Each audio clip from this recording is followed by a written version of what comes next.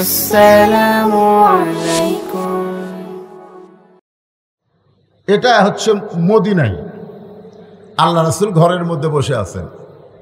ইতিমধ্যে ফাতেমা নবীর মেয়ে ঘরের মধ্যে ঢুকছে। যেই ঘরের মধ্যে ঢুকছে নবী মুস্কি মুস্কি হাসতেছে। আপনারা বলেন তো, বাবা ঘরের মধ্যে বসে আছে আর মেয়ে যদি ঢোকে আর বাপ যদি হাসে, তাহলে মেয়েদের শরম কম না বেশি? আপনাকে এলাকার মেয়ের শরম কম না বেশি? কম। মেয়েদের শরম খুবই বেশি। আমি এটা বোঝার কারণ হলো আল্লাহ আমাকে 3টা মেয়ে দিছে। 3টা মেয়ে দিছে, আমি বুঝবার পারছি তো যে মেয়েদের শরম কেমন। আমার 3টা মেয়ের কোনো মেয়ে আজ পর্যন্ত আমার কাছে নির্দিষ্ট অঙ্কের টাকা চায়নি। যখন কোনো কিছু দরকার তখন ঘরের মধ্যে এসে ঘুরঘুর করে ঘরে। আমি জিজ্ঞেস করি, মা কিছু লাগবে? যদি আপনি বোঝেন। আমার কাছে যদি আপনি বোঝেন।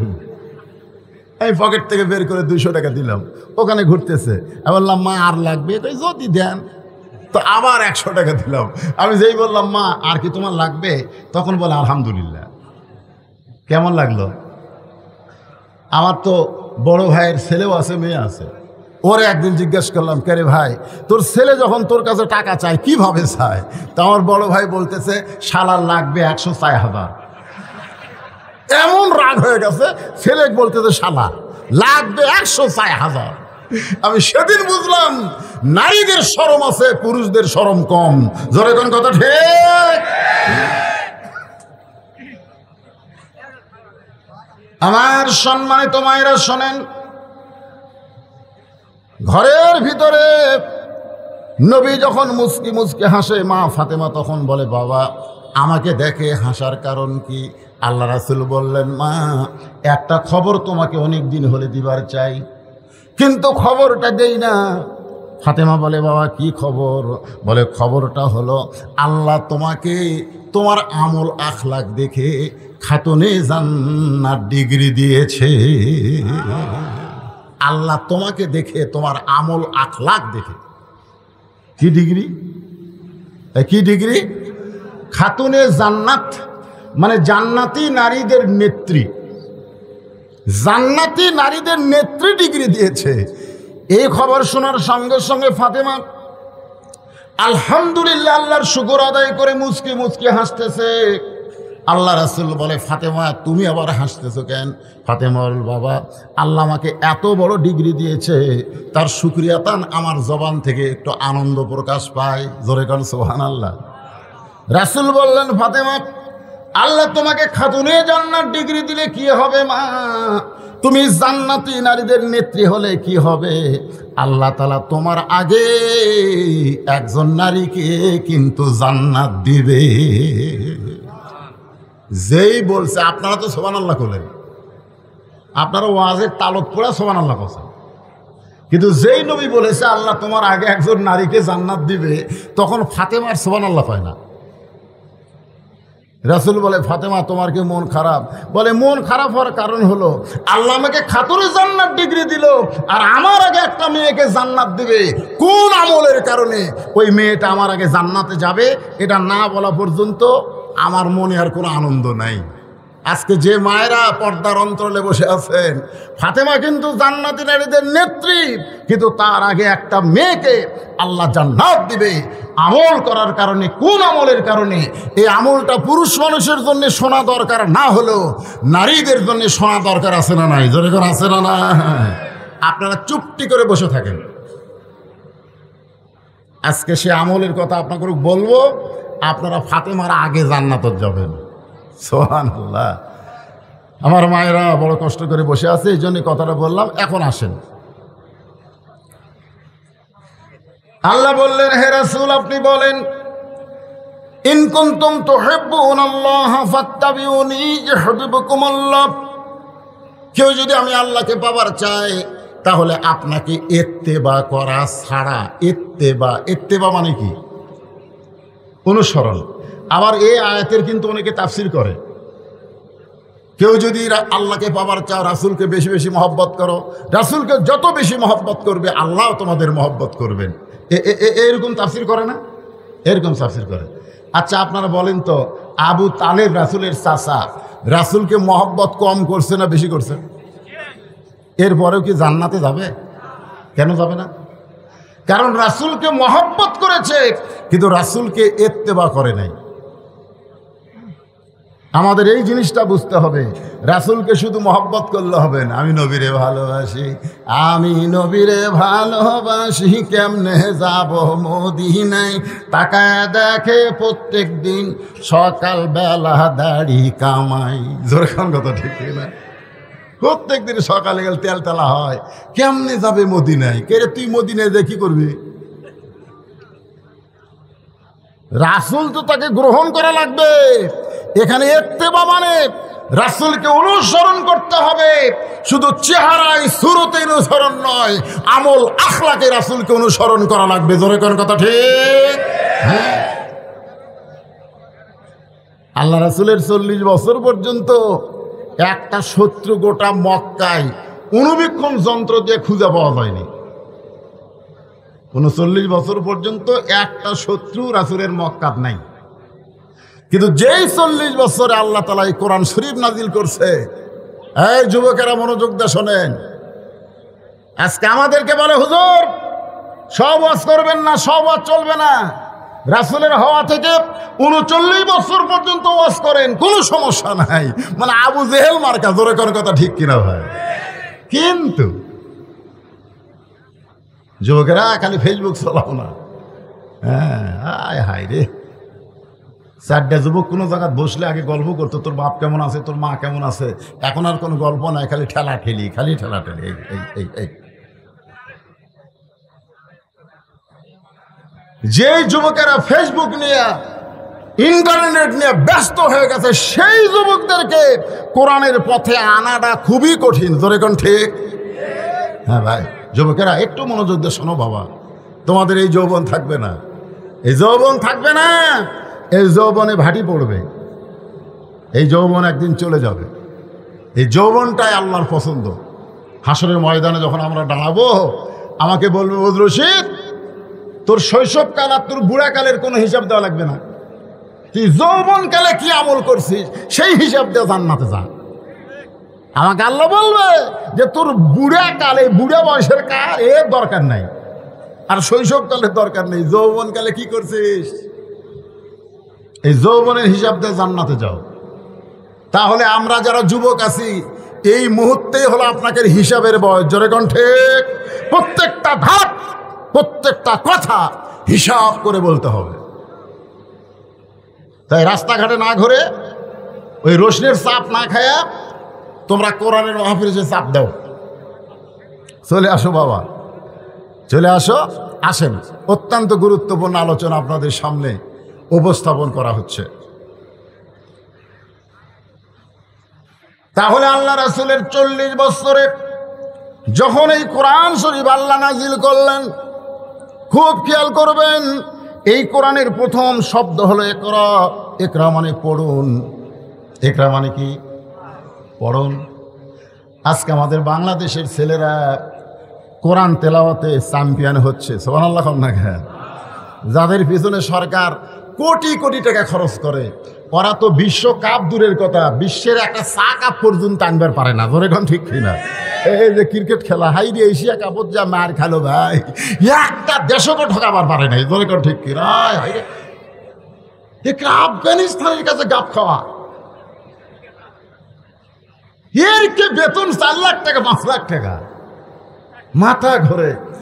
কতদিন আগে মেয়ে মানুষেরা, আমাকে মেয়েরা হাফ প্যান্ট পিন দেয়, ওই নেপালে ফুটবল খেলা নাকি জিতিছে। হাইরে বিমানবন্দরে গলাত মালা ভাই। আর আল্লাহর কোরআন, একটু মনোযোগ দিয়ে শোনো যুবকেরা। বিইসমি রাব্বিকাল্লাযী খলাক, খলাকাল ইনসানা মিন আলাক। একটু মনোযোগ দিয়ে শুনবেন। এই যে খালাকাল ইনসান, মানুষকে আল্লাহ সৃষ্টি করেছেন, এই মানুষ সৃষ্টি করার আগে আল্লাহ 3টা শপথ করছে। জোরে কোন কয়টা? দেখেন আমাদেরকে আল্লাহ কত ভালোবাসেন। মানুষ পশু পক্ষী না হয়ে, জিন ফেরেশতা না হয়ে আল্লাহ যে আমাদেরকে মানুষ করছে, খুশি না বেজার? হ্যাঁ, দেখেন আল্লাহ শপথ করছে তিনটা। 1 নম্বর শপথ হলো তিনের শপথ। 2 নম্বর শপথ হলো জাইতুন, জাইতুনের শপথ। 3 নম্বর শপথ হলো অতুরি সিনিন ওয়া হাযাল বালাদিল আমিন, নিরাপত্তা নগরীর শপথ। এরপর আল্লাহ বলতেছেন লাকাদ খালাকনাল ইনসানা ফি আহসানি তাকবীম, আমি মানুষকে সর্বোত্তম আকৃতি দিয়ে সৃষ্টি করেছি। আমাদের যদি শুধু মানুষ করতো তাও হতো, মানুষ না করে মুসলমানের ঘরে আমাদেরকে কোরআন নামক হেদায়েত আল্লাহ দান করেছে। ধরে কোন সুবহানাল্লাহ।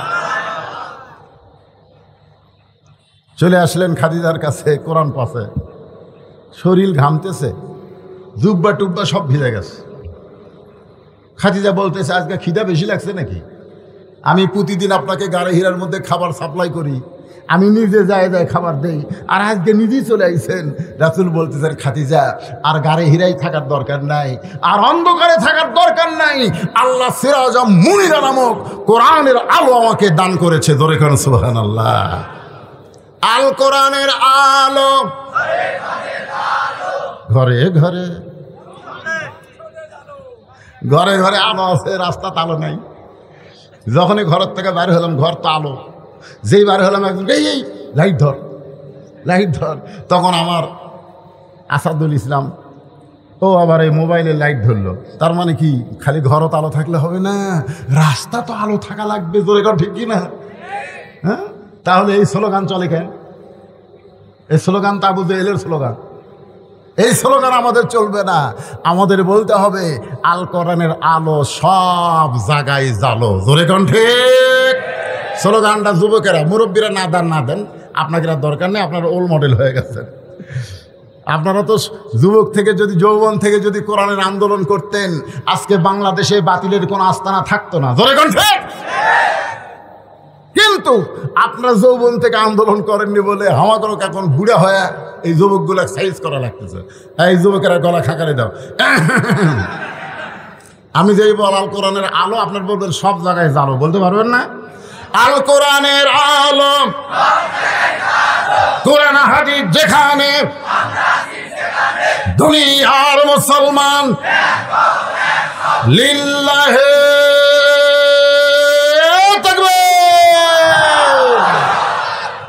ঘড়ির দিকে তাকে দেখেন, রাত বাজতেছে কত? হ্যাঁ, আচ্ছা 10:55 মনে করেন, 11ই ধরেন। 11টার সময় আপনাদের চেহারা মনে হচ্ছে কেবল রাত 8টা বাজলো। একটা স্লোগান দিলে যদি আমাদের রাতের ঘুম চলে যায়, সেই স্লোগান দিয়ে বাংলাদেশের বাতিল শক্তিকে ভারতে পাঠানো যাবে কি যাবে না? কিন্তু আমরা তো আগে মোবাইল করে, হুজুর থানা থেকে কিন্তু কল হচ্ছে। হ্যাঁ, আসেন আমি রাসূলের জীবনী নিয়ে আল্লাহর কোরআন থেকে আলোচনা করব, কারণ রাসূল মানি তো কোরআন। তোরে কোন ঠিক কিনা? রাসূল যখন দুনিয়া থেকে বিদায় নিলেন, ইতিমধ্যে কতগুলো মহিলা মা আয়েশার কাছে আইছে, এসে বলতেছে উম্মাহাতুল মুমিনিন, আল্লাহ রাসূল সম্পর্কে আমরা একটু জানতে চাই। কে জানতে চায়? কিছু মহিলারা তো রাসূলের কাছে আসেনি। এখনকার পীরের কাছে দিনকা মুরিদের বইয়েরা যায়, মহিলা সাহাবীরা তো রাসূলের কাছে আসে নাই, বরং তার স্বামীরা ঈমান গ্রহণ করছে। আর সেই ঈমানের দায়িত্ব বাল্লিগো আন্নিওয়ালা আয়া তারা বিবিদের কাছে কলেমার দাওয়াত দিছে। সুবহানাল্লাহ। আর এখনকার ভণ্ডরা কি কয়, তুই মুরিদ হইছিস, তোর বউ হবি না? তো কয় হুজুর বউ তো লাফাই হওয়ার জন্যে। কয় তাহলে একদিন নিয়ে আয়। এরা সব মুরিদ কবে না, যারা জুয়ান তাকলা। তা জুয়ান তাকলা বউ নিয়ে গেছে যে হুজুর আমার বউটাও মুরিদ হবার চাই। তখন বলতে তুই বাইরে থাক, তোর বউকে ভিতরে দে। ভিতরে দিয়ে দরজা বন্ধ করে মুরিদ দেয়। মুরিদ একজন নাউজুবিল্লাহ কয়, আর আগামীকাল কবেন আপনারা?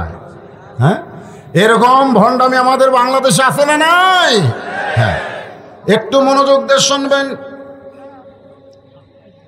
আল্লাহ রাসূল সম্পর্কে মহিলারা বলতেছে, মা রাসূল সম্পর্কে আমরা একটু জানতে চাই। আয়েশা বললেন, তোমরা নবী সম্পর্কে জানবে না আমার স্বামী সম্পর্কে জানবে?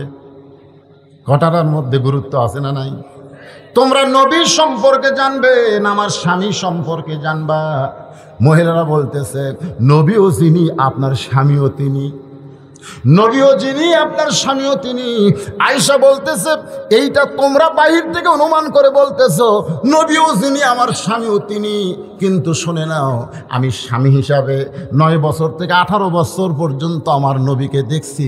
আমি 9 বছর ধরে আমার স্বামীকে দেখছি। ধরে কোন কয় বছর? এই 9 বছরের মধ্যে আমি মাত্র 3 বার আল্লাহর নবীকে দেখেছি। আর সবার আল্লাহ হয় না। এই আয়েশা কি ভুল কইছে যে 9 বছর? মা আয়েশা যখন নবীর ঘরে আইছে তখন আয়েশার বয়স কত? 9 বছর। জোরে কোন কয় বছর?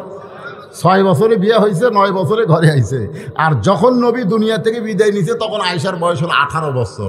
তাহলে সর্বসাকল্যে কয় বছর? 9 বছর। এই 9 বছরে আমি আমার স্বামীকে দেখেছি। কাকে দেখেছি? আর নবী হিসাবে দেখছে মাত্র 3 বার। সমস্ত মহিলারা বলে, তাহলে নবী আর স্বামীকে আলাদা নাকি? আয়েশা বলতেছে, আমার নবী সবসময় নবীগিরি ফলাই নাই। নবী যখন বিবিদের কাছে আসতেন তখন পৃথিবীর শ্রেষ্ঠ স্বামী হয়ে যেতেন। জোরে কান সুবহানাল্লাহ।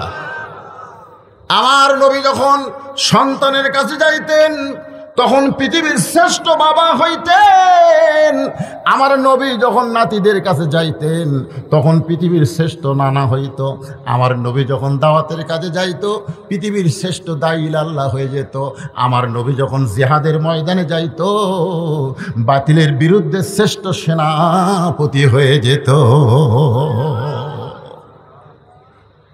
আমার নবী নবী হিসাবেও যেমন 1 নম্বর, স্বামী হিসাবেও তেমন 1 নম্বর, নানা হিসাবে 1 নম্বর, বাবা হিসাবে 1 নম্বর, নেতা হিসাবে 1 নম্বর, সব দিক দিয়ে আমার নবী হলেন 1 নম্বরের 1 নম্বর। জোরে কোন সুবহানাল্লাহ। এই জন্য আল্লাহ বলেছে, এই পানসা নেতার পিছনে ঘুরিস না।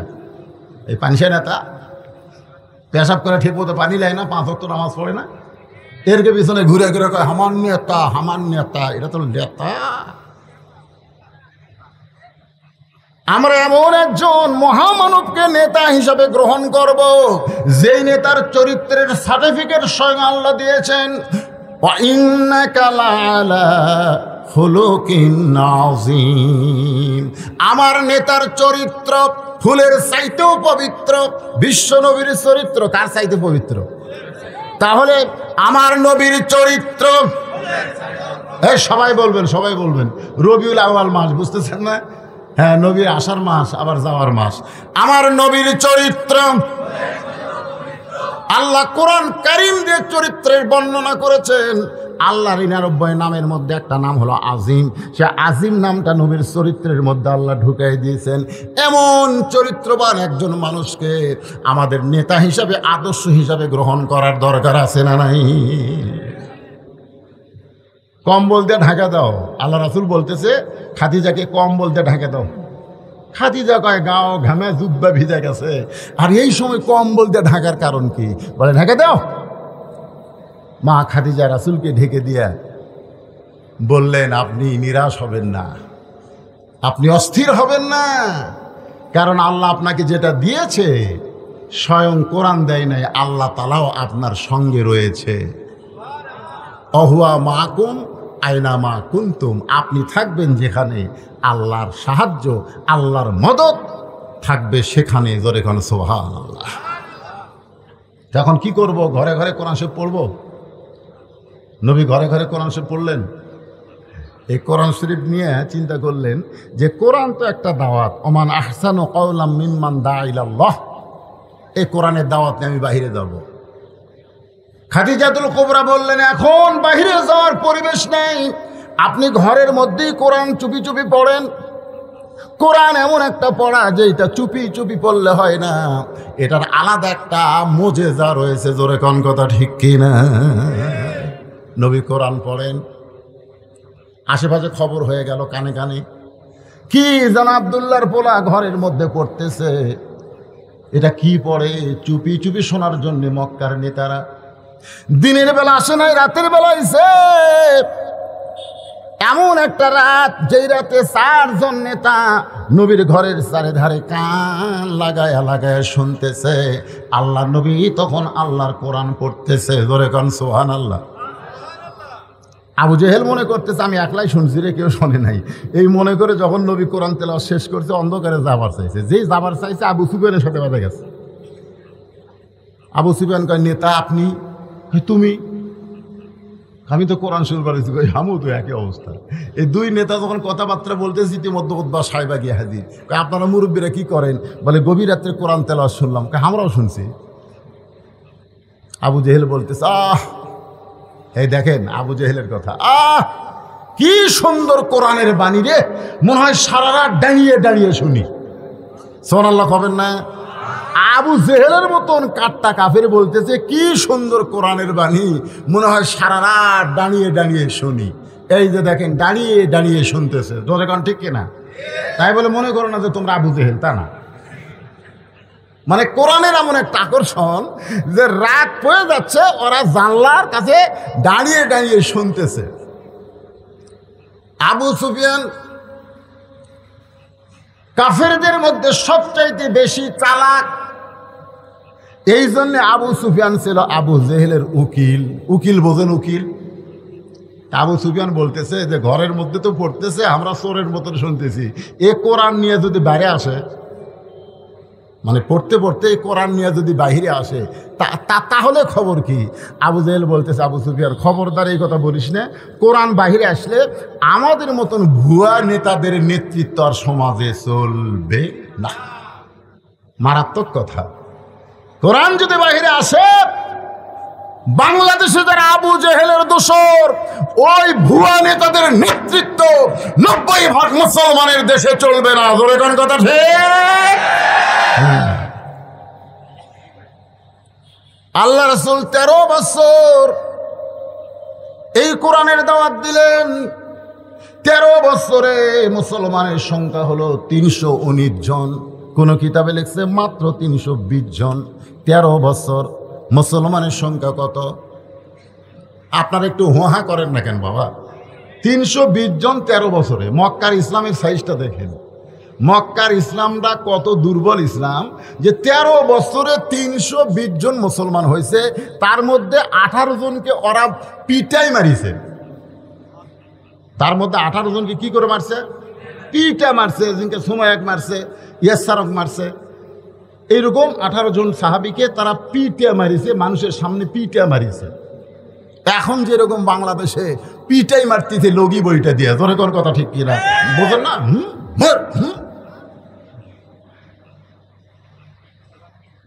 নবী আল্লাহর কাছে কয় আল্লাহ এত কষ্ট করে এই কয়টা মুসলমান হলো, তাক যদি এরা পিটাই মারে তাহলে ইসলামের অবস্থাটা কি হবে? আল্লাহ বলেন হাবিব, ইসলামের যদি বিজয় চান তাহলে আবু জেহেলকে নেতা মেনে আপনি ইমাম হলে চলবে না। এমন একটা জায়গায় আপনাকে আমি পাঠাবো যেখানে আপনি ইমামও হবেন আবার নেতাও হবে। মক্কায় নেতা হচ্ছে আবু জেহেল, রাসূল হচ্ছে ইমাম। এই জন্য ইসলামের বিজয় নেই। আমাদের বাংলাদেশে আমরা হলাম ইমাম আর নেতা কারা? কথা কয় না, কথা কয় না। সব কিছুর বেতন বাড়ে কিন্তু আমাদের ইমামের বেতন বাড়ে না।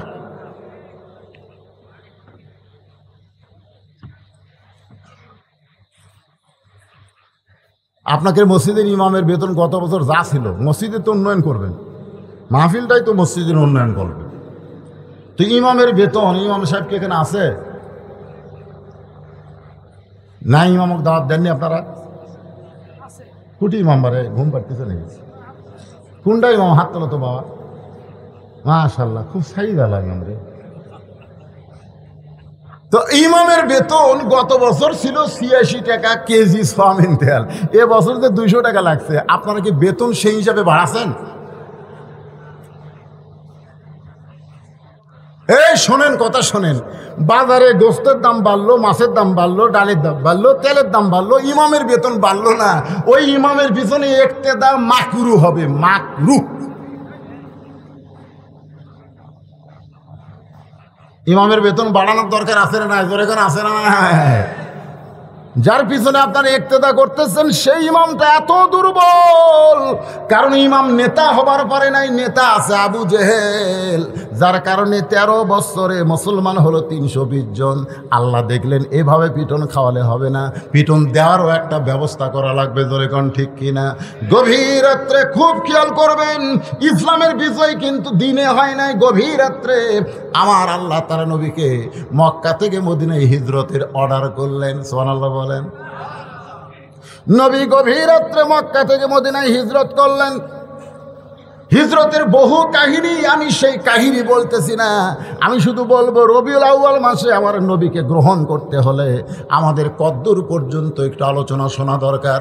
আপনারা কি বিরক্ত হচ্ছেন? তো মাহফিল কমিটি কি বিরক্ত হলো নাকি? তাই আমাকে বলছে হুজুর চাদর দিতে হবে, সেটা এখনই দিব? হ্যাঁ, না না, অনেকের চিন্তা ভাবনা যে হুজুর যে ওয়াজ শুরু করছে, জোর ওয়াজ করতে করতে ফজর হয়, আর লোকজন 2-1 উঠে উঠে যদি সব চলে যায়, তা আমাদের কি হবে? আপনারা আমাকে চেনেন না। এবার আপনাকে মান্দা থানায় আমার কতবার জানেন? চিনেন বলেই তো এত দাওয়াত দিচ্ছেন।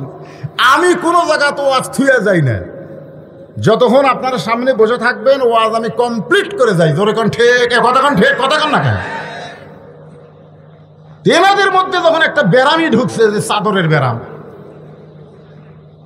এই ব্যারামটা 5 মিনিটের মধ্যে তোমরা সারো। তোমাকে ব্যারামটা ছেড়ে দিয়ে আমি আল্লাহর বান্দাদেরকে ফ্রেশ ওয়াজ করবো। মা বোনদের জন্য তো কাল রাখা দিছি এমন এক জায়গা, মনে আছে না? বলে গেছে, হ্যাঁ, ওটা বারবার কেউ শোনার লাগবে। আমি কোনো ওয়াজ ভুলি না, আল্লাহ ভুলাই না, সব আলোচনা হবে। এই চাদর পাটিরা কোথায় গেল? ভিতরে ঢোকো, ঢোকো, ব্যাগ নিয়ে ঢোকো। হ্যাঁ দেন। কি হয়? যারা দাঁড়িয়ে আছেন এই সুযোগ আপনারা বসেন, যারা গেছে চলে গেছে। ধানের ঠিবে সবগুলা কি ধান? কি সবগুলা কি ধান? ধান তো না, সিটা আছে, সিটা আছে। এই সিটা নিয়ে আপনি কি করবেন? বাতাস দেওয়া লাগবে। এ ব্যাগ দিছি মানে বাতাস দিছি, বাতাস দেওয়াতে সিটাগুলো সব উঠে গেছে, এখন ধানগুলো সব আছে।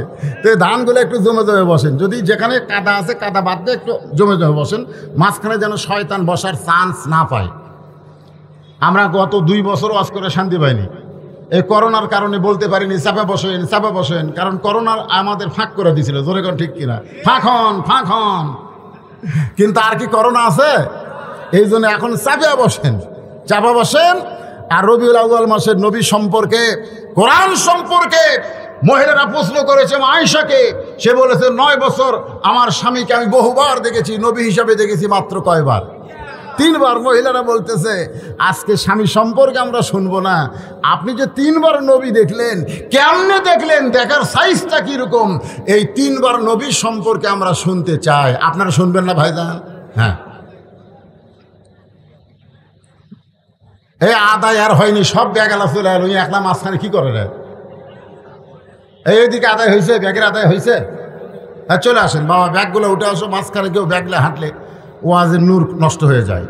একটু মহব্বত না জিকির করেন, লা ইলাহা ইল্লাল্লাহ, লা ইলাহা ইল্লাল্লাহ, লা ইলাহা ইল্লাল্লাহ, লা ইলাহা ইল্লাল্লাহ, লা ইলাহা ইল্লাল্লাহ, লা ইলাহা ইল্লাল্লাহ, লা ইলাহা, লা ইলাহা ইল্লাল্লাহ, মুহাম্মাদুর রাসূলুল্লাহ সাল্লাল্লাহু আলাইহি সাল্লাম।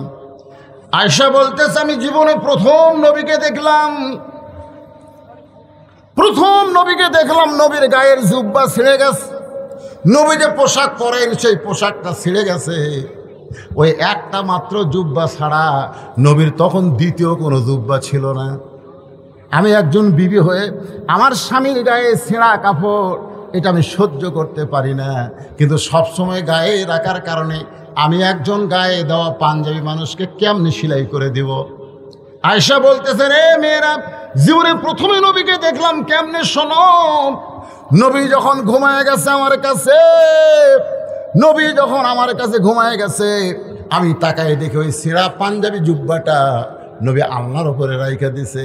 আমি এখন ওই জুব্বাটা সেলাই করব, কিন্তু তাকায় দেখি আমার ঘরে আলো জ্বালানোর মতন কোনো তেল ছিল না। আলো যদি জ্বালাবার না পারি তাহলে শুয়ের মধ্যে সুতা কেমনে ঢুকাই দিব, নবীর সিরা পাঞ্জাবি সেলাই করব কেমনে। আমি যখন এই চিন্তা করতেছিলাম, এমন সময় দেখি নবী আমার দিকে তাকায়া ঘুমায় আছে, আমার দিকে তাকায় ঘুমায় আছে। নবী এইভাবে হাত বাড়ায় বলতেছে, কে গো আয়সা, তুমি কি আমার পাশে নাই, তুমি কোথায় গেলা? আয়সা বলতেছে, রে মেয়েরা শোনো, আমি চুপি চুপি নবীর পাঞ্জাবিটা নিয়ে আমি নবীর পাশেই দাঁড়িয়েছিলাম অন্ধকারে। রাসূল মুস্কে হাসিতে বলে, আয়সা তুমি আমার গায়ের পাঞ্জাবি সেলাই করবা, কিন্তু ঘরে আলো নাই। ঘরে আলো না থাকলে কি হবে, আমি আলো তোমার কাছে রয়েছি। আয়সা বলে এই বলে নবী কপালে একটা হাত দিলেন, হাত দেওয়ার পরে হাতটা টান দিয়েছে, গোটা ঘর এত আলো যে একটা সুচ ঘরের মধ্যে পড়ে থাকলেও দেখা যাবে। আমি শুয়ের মধ্যে সুতা ঢুকায় যখন নবীর পাঞ্জাবিটা সেলাই করে দিলাম, এমন সময় আবার আলোটা কোথায় যেন চলে গেল। আমি নবীর কাছে গিয়ে বললাম, কি দেখলাম? ওগো আমি কি দেখলাম? আল্লাহ রাসূল বলেন, আয়সা স্বামীর বুকের কাছে শুয়েছিলে, স্বামীর পাঞ্জাবিটা সেলাই করবা, কিন্তু আলো ছিল না। কিছুক্ষণ আগে যে আলো দেখলে, আমি তখন নবী হয়ে তোমার সঙ্গে দেখা দিয়েছি। এই জন্য আমাদের নবী আলো, সিরাজাম মুনীরা। একটু মনোযোগ দিয়ে শুনবেন, সেই নবী দুনিয়াতেই রবিউল আউয়াল মাসে এসেছেন, আবার এই মাসে দুনিয়া থেকে মারা গেছেন। অনেকে বলে নবীর জন্ম মৃত্যু দিন, আমরা যারা নবীর আশেক হব, নবীর যাওয়ার দিনকে আমরা মৃত্যু দিন বলবো না, আমরা বলবো নবী বিদায় নিয়েছে। জোরে কোন কথা ঠিক কি না? নবী কি মারা গেছে নাকি? মারা গেছে। যদি মারা যায় তো আপনারা যে দরুদ পড়তেছেন, একদল ফেরেশতা আপনার মুখে যে সাল্লাল্লাহু আলাইহি সাল্লাম, এটা শেষ হওয়ার সঙ্গে সঙ্গে এই দরুদ নিয়ে রাসূলের রওজার পাশে গিয়ে হাজির হয়। ফেরেশতারা যায় রাসূলকে বলে, ইয়া রাসূলুল্লাহ, ওই যে মান্দার কি পাড়া, হ্যাঁ কয়া পাড়া, আপনার পাগল উম্মতেরা আপনার প্রতি দরুদ পড়েছে, এই দরুদগুলো জমালেন। তো রাসূল যদি মরেই যায় তাহলে দরুদ জমা দেবে কেমনে? কথাটা বুঝলেন? আমার কথা কি বুঝলেন? হ্যাঁ, একটু মনোযোগ দিয়ে শুনবেন। মেয়েরা বলতেছে, মা আরো দুইবার আপনি নবীরে কেমনে দেখলেন আমরা শুনতে চাই। আমি একে একে সব কথাই বলবো, তবে এখন যেটা বলতেছিলাম, নবী হিজরত করে মদিনায় গেলেন। মদিনায় যাওয়ার পরে আপনারা জানেন, নবী কিন্তু মদিনার অসংখ্য আনসার যারা মদিনার, তারা নবীর কাছে এসে ঈমান গ্রহণ করলো। মুসলমানের সংখ্যা বাড়া শুরু হয়ে গেল। কিন্তু মক্কার আবু জেহেল, উতবা, সাইবা, আবু সুফিয়ান, এদের মাথা ঘুরতেছে, এদের মাথা ঘুরতেছে। কেরে নবী যে গভীর রাত্রে মক্কা ছেড়ে মদিনায় গেল, মদিনায় যায় কি করতেছে? আচ্ছা আপনারা বলেন তো ভাই, যেই নবীকে ওরা দেখতে পারে নাই, সেই নবী ওদেরকে ওদের দেশ ছাড়িয়ে দিয়ে আর এক দেশত গেছে, তাহলে এরকে মাথা ব্যথার কারণ কি? গেছে গেছে ঝামেলা চলে গেছে, জোরে কোন ঠিক কিনা?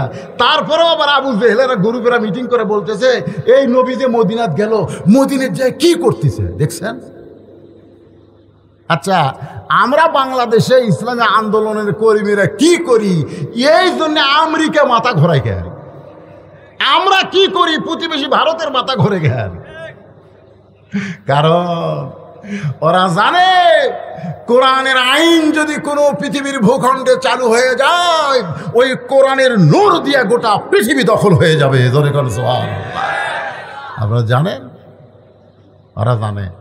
ওরা জানে, সেই জন্যই তো শুরু করবে প্রণাম দিয়ে। আমাকে এলাকার দুই পুলিশ আমাকে বলতেছে, হুজুর আমরা ওই যে পূজা পড়া দিবার যাচ্ছি, আমি কইলাম প্রণাম করবো না নামাজ পড়বো? কাছে কি যে বিপদ হুজুর, আপনারা হাজার হাজার মানুষ ওয়াজ করেন, আমাকে যাওয়া লাগে না? আরে 3 ঠ্যাক একজনের 10 হাত বানিয়ে থসে ওকে আবার পড়া দেওয়া লাগে। তা আমি এক পুলিশ চৌকিদারে বললাম কি হয়, কিছুক্ষণ পর পর আসে। আমি বললাম ভালোই তো প্রণাম করলো রে, কিন্তু দশমীর দিনে আবার কি করে, ও যে বাঁশ দিয়ে চোকা বাঁশ দিয়ে বড়ি পাশাত আবার যাক প্রণাম করলো তাকে আবার লাটতে লাটতে ডুবেল। জোরে করে কথা কর না কে, যাক প্রণাম করলো তাকে আবার লাটতে লাটতে ভেঙ্গে ফেলে দিল। হ্যাঁ, ওরকে মাথা ঘরে কেন জানেন? ওরকে মাথা ঘরে এই কারণে যে কোরআনের রাষ্ট্র যদি বাংলাদেশে চালু হয়ে যায়, খবর আছে না নাই? জোরে কেন আছে না নাই? গোটা পৃথিবীর সমস্ত মিডিয়া বাংলাদেশের ইসলামী আন্দোলনের দিকে তাক করে রাখছে। আবু জেহেল উদ্দাস সাহেবেরা চিন্তায় পড়ে গেল যে গভীর রাত্রে মক্কা ছেড়ে মদিনায় গেল, ওখানে দেখে ঘুম পাড়তেছে, একটু খবর লাগাও কি করতেছে নবী। সাহাবীদের নিয়ে নামাজ কায়েম করলেন, সুবহানাল্লাহ বলেন। মক্কাত কিন্তু নামাজ পাশে, নবুয়তের 10ম বৎসরে মেরাজ হয়েছে, রাসূল নামাজ পাশে 5 ওয়াক্ত, কিন্তু নামাজের কায়েম কিন্তু মক্কাত হয়নি। আমাদের বাংলাদেশেও নামাজ কায়েম কোনোদিন হবি না যতদিন আবু জেহেল নেতা থাকবি। জোরে কোন কথা ঠিক কিনা? কোনোদিন হবে না, যতই মসজিদ বানান নামাজ কায়েম হবি না। খালি কয় হুজুর দোতলা করা লাগবে, দোতলা করা লাগবে। কেন দোতলা কেন? হুজুর এত মুসল্লি ধরে না তো, এই জন্য একতলার থেকে দোতলা। তা আমি কইলাম ফজরের খবর কি? কয় এক কাতারে হয় না। জোহরের খবর কি? কয় কোনো মতো এক কাতার। আসরের খবর কি? কয় ফজরের মতোই। মাগরিবের খবর কি? 1.5 কাতার হয় হুজুর। এশার খবর কি? কয় ফজরটা এশাও তাই। তো মসজিদের মধ্যে কয় কাতার আছে? কয় 9 কাতার। তো 9 কাতারের এখনো 2 কাতারে হয়নি, তাহলে দোতলা করবে কেন? তখন একজন সাইড থেকে বলতে যে হুজুর দোতলা করার কারণ হলো ওই যে জুমার দিনে সবার শেষে আগে যায়, ওই শালাকের জন্য দোতলা করা লাগতেছে। ওই শালা, ওরা কিন্তু মুসল্লি না, ওরা হলো শালা। ধরে কোন ওরা কি? আরে উই তো শালা কইছে। আল্লাহ কোরআনে বলেছে ফাওয়াইলুল লিল মুসাল্লিন, এরা নামাজি নয়, এরা নামাজের নামে ঠাট্টাকারী। ধরে কোন কথা ঠিক কিনা? আমাদের বাংলাদেশে নামাজ কায়েম হবে না। 2-4 জন বুড়া ভাঙ্গা চূড়ায় মসজিদে যায় সিয়াল লিয়া, ওই গোটা মান্দা ঘুরে ঘুরে বাজার করে। ওই মান্দা ব্রিজ থেকে হেঁটে হেঁটে রিক্সা ভেড়ার ভয়ে বাড়িতে আসে, আর মসজিদে ঢুকে কয় আমার সিয়ার কুটি রে, ওর সিয়ার কুটি রে। যে মেশিন সবসময় চলে না, হঠাৎ 2 বছর পর যদি মেশিন চলাবার জানি চলবি, ওর বল বিয়ারিং সব জাম মারছে। ওই যৌবনকালে নামাজ পড়েনি, ওর হাঁটুর বিয়ারিং টিয়ারিং সব জাম মারছে। ওই জাম মারার কারণে সিয়ার ধরছে। সিয়ার বার করতেন, সিয়ার একটাও থ চলবে না মসজিদে। কি মন খারাপ করতেছেন? আল্লাহ রাসূল আসরের নামাজের পর সাহাবীর দিকে মুখ ঘুরাইছেন। একটু মদিনার কথা শোনেন, আমার নবীর জীবনী শোনেন। আসরের নামাজের পরে সাহাবীর দিকে মুখ ঘুরাইছেন। সমস্ত সাহাবীদের নিয়ে নবী আলোচনা করতেছেন, সাহাবীরা শুনতেছেন। এমন সময় ফেরেশতা জিবরাইল হাজির। সুবহানাল্লাহ। ফেরেশতা জিবরাইল এসে বলতেছে, ইয়া আইয়ুহান নাবিয়্যু হারজিল মুমিনিনা আলাল কিতাল। আল্লাহু আকবার বলেন না। নবী গো, খালি নামাজের ওয়াজ, রোজার ওয়াজ, তাসবিহ তাহলিলের ওয়াজ করলে হবে না। আপনি কি জানেন যে আপনি মক্কা ছেড়ে মদিনায় হিজরত করেছেন? মক্কার কাফেররা বসে নাই, যে কোনো সময় এরা মদিনা আক্রমণ করতে পারে। আর মদিনায় যদি আক্রমণ করে, আপনি দোয়া দিয়ে, দরুদ দিয়ে, নামাজ দিয়ে, রোজা দিয়ে আপনি মদিনা বাঁচাবার পারবেন না। মদিনা বাঁচাতে হলে এদেরকে স্ট্যান্ডিং আর্মির মতন গড়ে তুলতে হবে। ওই কাফের বেঈমানদের বিরুদ্ধে লড়াই করতে হবে। ইয়া আইয়ুহান নাবিয়্যু হারজিল, হার্স মানে বোঝেন? হার্স মানে সৈন্য। খালি রুকু সেজদা করলে হবে না, এটাও করা লাগবে। ক্যাডার হওয়া লাগবে। ক্যাডার বোঝেন? পুলিশ দেখলে ভয় দৌড় দেন কেন? পুলিশ দেখলে দৌড় দেন কেন? আত্তাকুল্লাহ হাক্কা তুকাতিহি, আল্লাহর ভয় যথাযথ কলিজার মধ্যে থাকলে মুসলমান আজরাইলকেও ভয় করে না। জোরে কোন কথা ঠিক কিনা? আজরাইল হ্যাঁ, তুই আমার জান কবজ কর, আমি জান্নাতে যাই। জোরে কেন সুবহানাল্লাহ। কে রে মুসলমান, ভয় কিসের? আল্লাহ কোরআনে বলেছে আমার রাস্তায় মর, দুনিয়ার মানুষ তোদেরকে মৃত্যু বললেও আমি আল্লাহ ঘোষণা করে দিলাম, ওয়ালা তাকুলু লিমান ইউকতালু ফি সাবিলিল্লাহি আমওয়াত বাল আহইয়া, বাল আহইয়া, তোর মৃত্যু নাই, তুই অমর। দুনিয়ার মানুষ তোকে কবরে রাখবে, আর আমি আল্লাহ জান্নাত থেকে তোর কবরে রিজিক পৌঁছায় দেব। তোর গান সুবহানাল্লাহ। যদি কবরে থাকতে ভালো না লাগে, তোর জন্য ইল্লিন নামক জান্নাতের বাগান বানাই রাখছে। মুসলমান পিছন দিকে পালাবে না, মুসলমান সৈন্য হয়ে সামনের দিকে যাবে, বাতিল পালিয়ে যাবে। জোরে কোন কথা ঠিক কিনা? মাত্র 8 বছর, মাত্র 8 বছরে মদিনা থেকে নবী 10,000 সাহাবী নিয়ে মক্কার দিকে রওনা দিলেন। যুদ্ধ না, খালি হেঁটে হেঁটে আসতেছে, খালি হেঁটে হেঁটে আসতেছে। 2-1 ঘোড়া চড়িছে।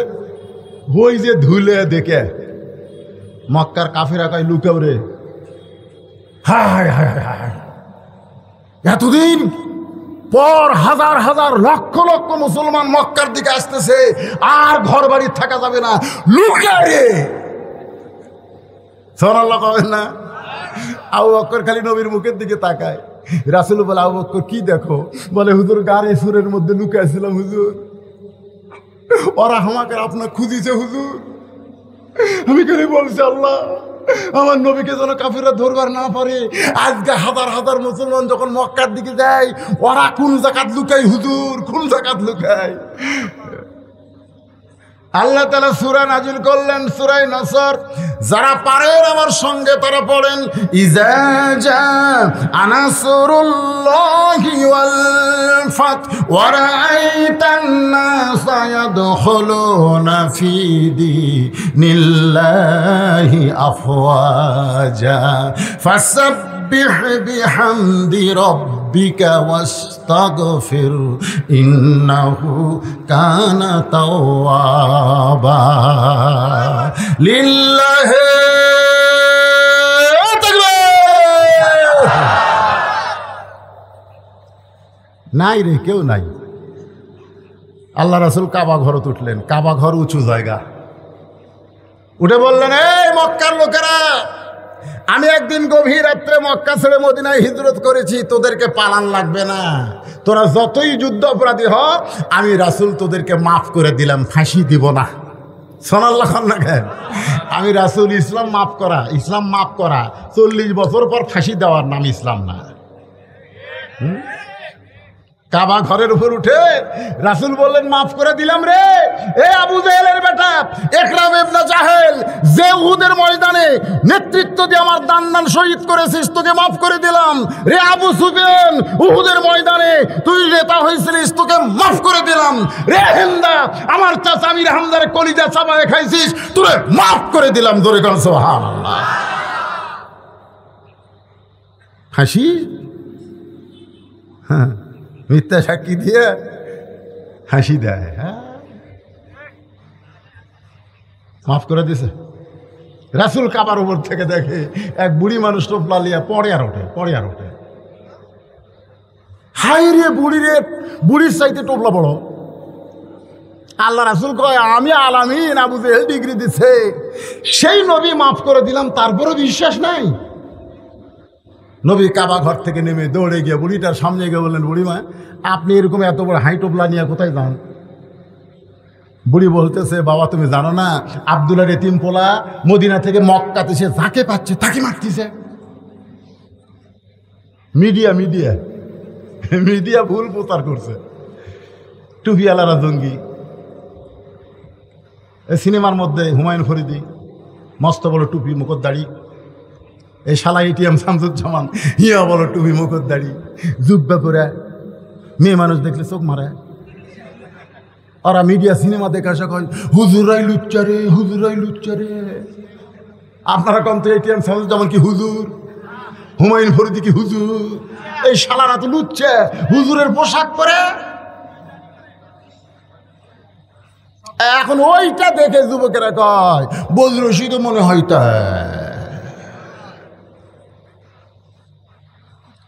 আল্লাহ নবী বললেন, বুড়িমা, আপনি যে কথা শুনেছেন সেইটা ঠিক নয়। আব্দুলের এতিম পোলাকে কি আপনি কোনোদিন দেখছেন?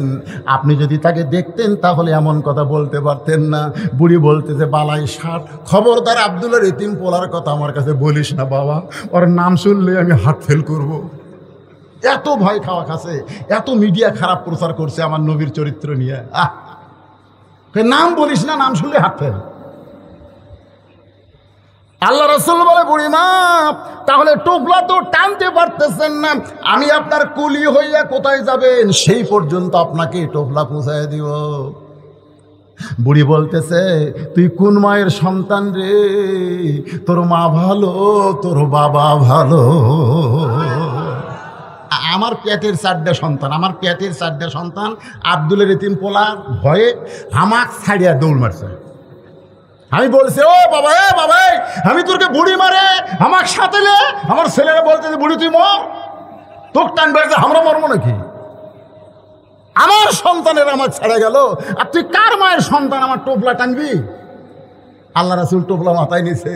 বুড়ি বলতেছে টোপলা নিয়ে কি পালায়ে যাবি? নই বললেন পালাবো কেন, হাত ধরেন, হাত ধরেন। তালদার পালাচ্ছি না।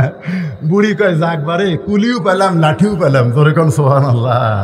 নবী আমার কুলি হয়েছে, বুড়ির লাঠি হয়েছে।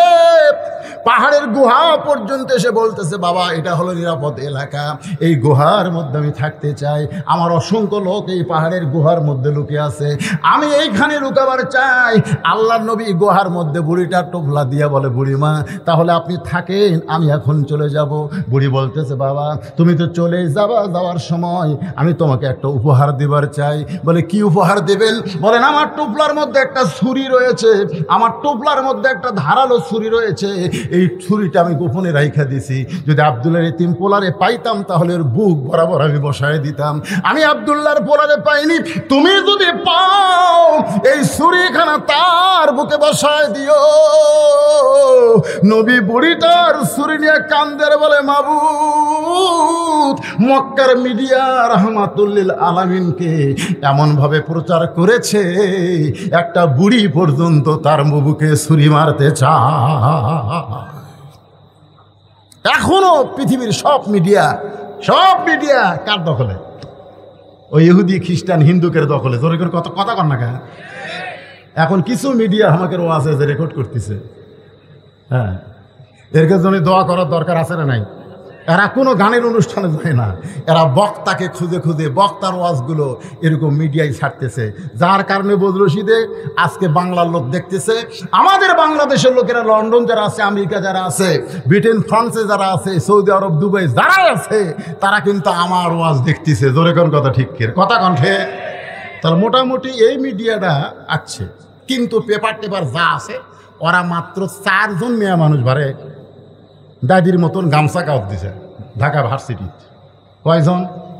4 জন মেয়ে মানুষ বলতেছে ওরা পোশাকের স্বাধীনতা চাই। 40টা মিডিয়ামকে ধরে আসছে। ওইটা আবার স্পেশাল ভাবে টেলিভিশনে খবর করতেছে। 4 জন ন্যাংটা মেয়ের খবর টিভি দেয়, আর আমার মতন বক্তা হাজার হাজার মানুষ ওয়াজ করে। এই খবর কোনোদিন বাংলার মিডিয়া দেখায় না। ধরে কোন কথা ঠিক কথা কন না কেন?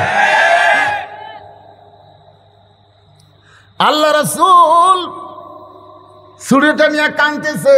বুড়ি বলে বাবা যদি তোমার ভয় লাগে তাহলে তুমি আমার সঙ্গেই গুহার মধ্যে থাকো, তোমাকে যাওয়া লাগবে না বাবা। আমার টোপলার মধ্যে অনেক খাবার আছে, আমরা 2 জন মিলে খাবার চাই। নবী কান্দের বলে বুড়িমা আপনি যাকে মারার জন্য ছুরিটা আমার হাতে দিলেন আমি সেই আব্দুল্লাহর এতিম পোলা। বুড়ি কান্দে আর চিল্লায় বলে পাহাড়ের গুহার মধ্যে কে কোথায় লুকে আছো, বের হও। আর লুকিয়ে থেকো না, লুকিয়ে থাকার জন্য নয়, বরং বের হয়ে তাকায় দেখো যেই মানুষটার ভয়ে আমরা লুকাইছি সেই মানুষটার চাইতে ভালো কোনো মানুষ দুনিয়াতে না। পাহাড়ের গুহার ভিতর থেকে সবাই মাথা বের করলেন। বুড়ি নবীর হাতে হাত দিয়ে বললেন, বাবা আমি তোমার হাতে তোমার দলে ভর্তি হওয়ার চাই। বাজান গো, ইজা জা নাসরুল্লাহি ওয়াল ফাতহু ওয়া রাআইতান নাসা ইয়াদখুলুনা ফি দীনিল্লাহি আফওয়াজা, ওই পাহাড়ের হাজার হাজার কাফেরেরা আল্লাহর নবীর হাতে হাত দিয়া মুসলমান হয়ে গেল। আজকে সেই নবীর কোরআন আমাদের কাছে আছে না নাই? জোরে কোন আছে না নাই? কিন্তু আমরা মুসলমান না হয়ে মুনাফিক। গোটা পৃথিবীর মধ্যে সবচাইতে বেশি মুনাফিকের দেশের নাম কি জানেন? দেখেন আমি কর আগে কোথাও, হায় হায় রে বাবারা, মনে কষ্ট নিন না, বিবেকের কাছে আমি প্রশ্ন করতেছি। এই যুবকেরা, কারা কারা ঈশার নামাজ পড়েননি? আপনার বিবেককে প্রশ্ন করেন, কারা কারা? হাত তোলেন না, হাত তোলার দরকার নেই। যারা যারা ঈশার নামাজ পড়েননি আপনি বিবেককে প্রশ্ন করেন। বিবেক তো সবচাইতে বড় আদালত, জোরে কোন ঠিক কিনা? আপনি যদি ঈশার নামাজ না পড়ে কোরআনের মাহফিলে বসে থাকেন, আপনি কি ফজরের নামাজ পড়বেন? তাহলে মসজিদের উন্নয়ন মানে কি? ও যে হাঁটুর মধ্যে একটা কাল্লা দিয়ে আছে, দেখেন তোর খবর কি? ও যে এবার বক্তা যদিও কালো হয় রে, চেয়ারের দিকে টাকা থাক।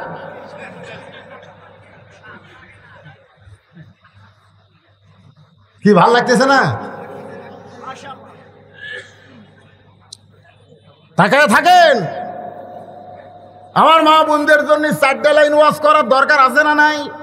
আবার ওরা যাবে আর কবে, হুজুর আমাকে লাইন তুলে দেওয়ার ওয়াজ করলো না। এই জন্য আপনারা একটু ধৈর্য ধরেন। আপনাকে অনেক ওয়াজ শুনলাম, এখন মা বোনদের জন্য 5টা মিনিট বলবো। এর মধ্যে আবার ওটা বসা করবেন নাকি যে হুজুর এখন মেয়ে একের ওয়াজ ধরতে আমরা যাই? আরে মেয়ে তো আমার বাড়িতে আছে না নাই? ধরে আছে না নাই? আসার সময় ইনকে দাড়ি ধরে আদর করে। আমার বউ দাড়ি ধরা কয়, কখন আসবেন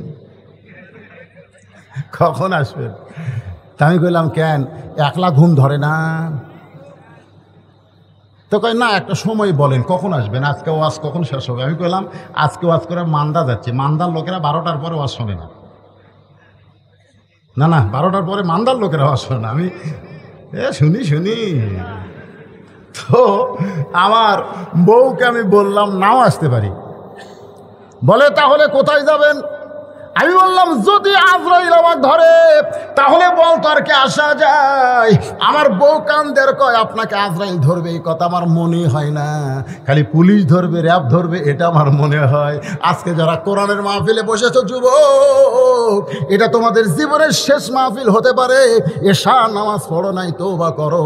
ফজর থেকে জীবনে একটা ওয়াক্ত নামাজ আর বাদ দিতেছিও না। ফজর থেকে নামাজ শুরু করে দাও। ইন্নাস সালাতা তানহা আনিল ফাহশাই ওয়াল মুনকার। একমাত্র নামাজই পারে মানুষকে যাবতীয় খারাপি থেকে বাঁচাই দিতে। রাসূল বললেন, ফাতেমা ওই যে একটা পাহাড় দেখতেছো? বলে হ্যাঁ। ওই পাহাড়ের পাশে কি একটা জঙ্গল দেখা যায়? বলে হ্যাঁ, ছোট্ট একটা জঙ্গল দেখতে পাই। রাসূল বলে, ফাতেমা ওই জঙ্গলের পাশে ছোট্ট একটা ঘর, ওই ঘরটা হলো একটা কাঠুরিয়ার ঘর। ওই কাঠুরিয়ার বউ জামিলা আল্লাহ তোমার আগে জান্নাত দিবে। রাসূল চমকে বলে, ওই কাঠুরের বউ জামিলা আল্লাহ তোমার আগে জান্নাত দিবে। সঙ্গে সঙ্গে ফাতেমা বলে, বাবা ওই কাঠুরের বউ জামিলা জীবনে কি এমন আমল করলো যে আমল করার কারণে আল্লাহ আমার আগে তাকে জান্নাত দিবে? রাসূল বললেন, ফাতেমা আমল যদি জানতে চাও তাহলে জামিলার বাড়ির যাও। পরের দিন আসরের নামাজের পরে ফাতেমা চুপি চুপি জামিলার বাড়ির দরজায়, মেয়েরা যখন রাস্তা দিয়ে যাবে শোরগোল করবে না চুপি চুপি যাবে? এই কথা কন, মেয়েদের কথা বলা চলবে? চুপি চুপি। মেয়েরা, আমার মায়েদেরকে বলতেছি, মা রাস্তা দিয়ে যখন যাবেন তখন এমনভাবে যাবেন জনগণ যেন বুঝবার না পারে এটা কে যায়। এমন একটা কালো বোরকা পরবেন। বাবারে শোনেন, একের চোখ মুখ ঢাকা লাগবে, চোখের চশমা কালো, হাতত মুজা কালো, পাওয়ার জুতা কালো। অনেক মেয়েরা বলবে, হুজুর এই গরমের দিনে যদি এইরকম পোশাক পরে আপনি পরেই দেখেন, আল্লাহ জান্নাত থেকে আপনার শরীর এসি করে দিবে।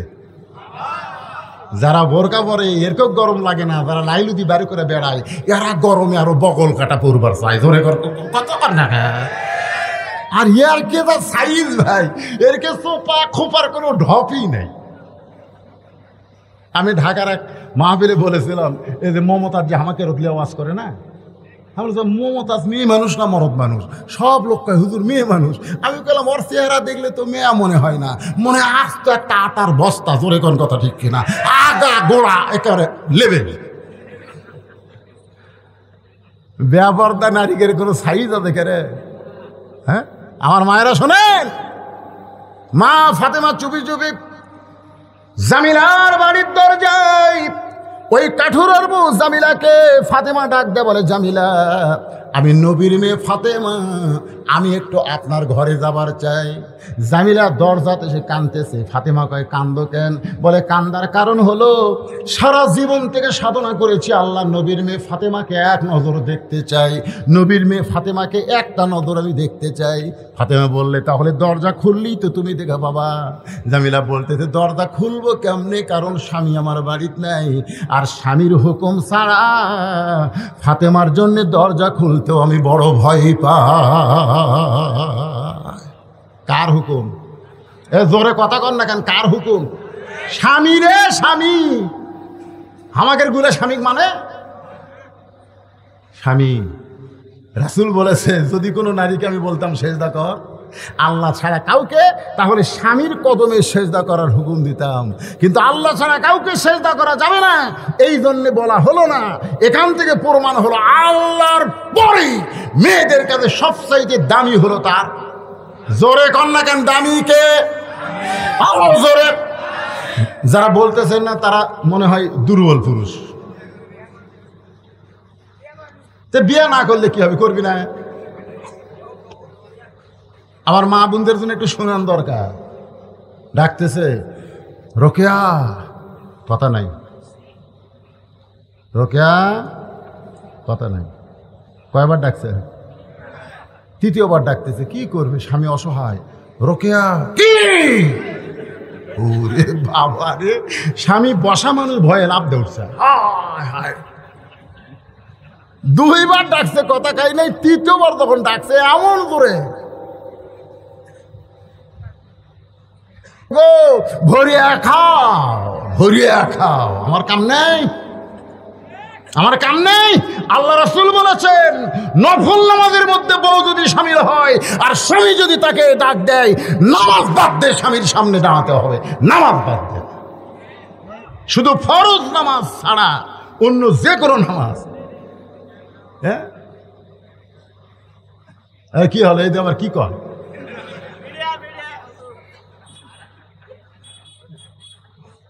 গোসল করার আগে দুপুর বেলায় বউকে বলতেছে আসো গো, রাত্রে তোমারও ঘুম বেশি আমারও ঘুম বেশি, দিনের বেলা একটু লুটু লুটু খেলি। বউ বলতেছে আমি রোজা আছি, আমি রোজা। রোজা আছে, স্বামীক জানায়নি। আমি মায়েদের পায়ে হাত দিয়ে বলতেছি নফল নামাজ, নফল রোজা স্বামীর হুকুম ছাড়া করা যাবে? জোরে কন করা যাবে? না শব্দ জোরে কন, করা যাবে? ফাতেমা চমকে উঠে বলতেছে জামিলা, তাহলে কি তুমি দরজা খুলবা না? জামিলা বলতেছে আজকের মতো আপনি ফেরত যান, আজকের মতো ফেরত যান, আগামীকাল এই সময় আসবেন, দরজা খুলে দিব। কারণ স্বামী যখন কাঠ বিক্রি করে বাড়িতে আসবে, স্বামীর কাছ থেকে দরজা খোলার হুকুম নিব। ফাতেমা মনে মনে কয় আল্লাহ রে, এটা কেমন বউ রে, স্বামীর হুকুম নাই দেখে হামাক ঘুরে দিচ্ছে। কাক ঘুরে দিচ্ছে? খাতুনে জান্নাত ঘুরে দিচ্ছে, স্বামীর হুকুম নাই। পরদিন ফাতেমা আবার চুপি চুপি, কি আমলের কারণে আমার আগে জান্নাত যাবে জানা লাগবে না? পরের দিন আবার চুপি চুপি যেই বের হয়েছে, হোসাইন পিছন থেকে ডাক দেওয়া, বলে মা গতকাল কোথায় গেছিলেন? আজকে আমি যাবো। একলা একলা তো ভালোই ঘুরতেছেন।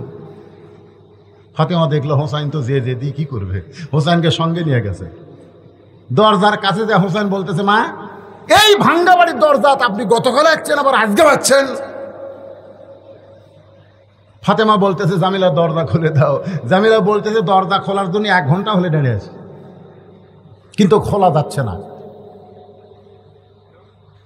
ফাতেমা বললেন খোলা যাবে না কেন? বলে কে যেন বললো মা, মা ওই সন্তানকে নিয়ে যদি ঢুকতে চান তাহলে আজকের মতো আপনি ফেরত যান। আর সন্তানকে বাইরে রেখে যদি আপনি একা ঢোকার শর্ত দেন তাহলে আমি দরজা খুলব, কারণ আমার স্বামী শুধু আপনার ব্যাপারে অনুমতি দিছে, আপনি সন্তান নিয়ে আসবেন সেই অনুমতি আমার স্বামীর কাছ থেকে নেওয়া হয় নাই।